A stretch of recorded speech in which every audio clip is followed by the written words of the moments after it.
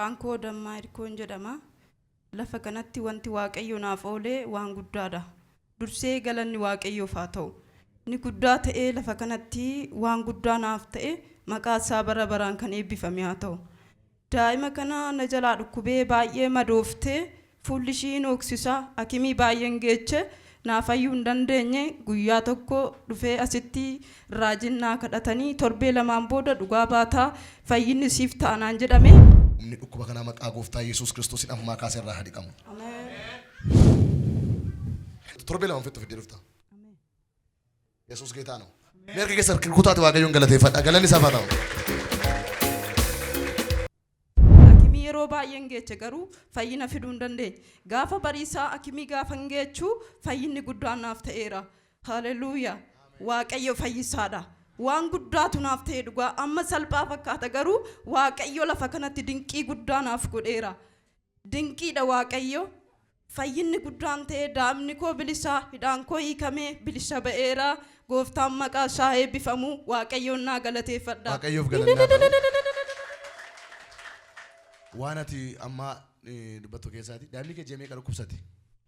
Ji'a afurii fi akkana hin darba bakka ji'a afur. Ji'a afur dhukkubsate.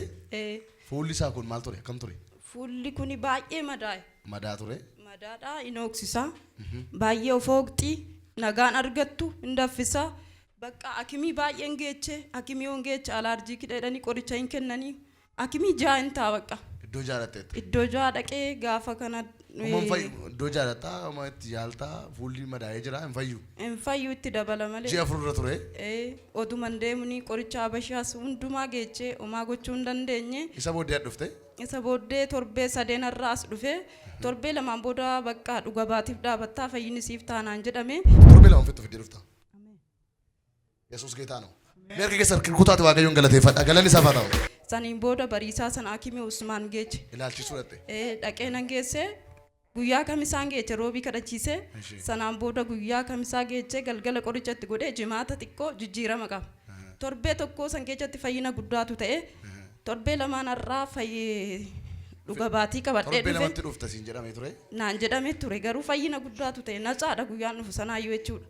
Dhufee fideen dhufee bakka guyyaa sana isin dhuga baatiin gaafanne baadheen galee har'a dhugaan baadhee lafa kana dhufee Waaqayyo dinqii godheera maqaa isaa kan eebbifame haa ta'u. Waaqayyoof galannaa ta'u gooftaa galateeffannuu fi gooftaa Yesuusiif galannaa.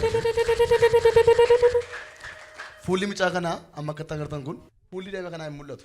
Viidiyoo irratti argaan ture. Fuulli daa'ima kanaa baay'ee fatafatama harkaan qabu sodaadhee zayitiitti naqu sodaanneeti isheetutti naqaa ture. Madaa ture baay'ee warri jirtan agartan jechuudha. Ji'a afur mana koochaa keessatti fala dhabdee guyyaa daangeessee gara Waaqayyo torbee lamaan asitti mucaa qulqulluu isaa fidee dhufta siin jedhee.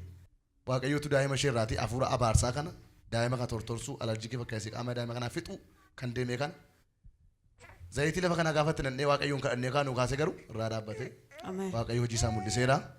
Galanni hin taafu Waaqayyoof haleluuyaa. Waaqayyoof galannaa.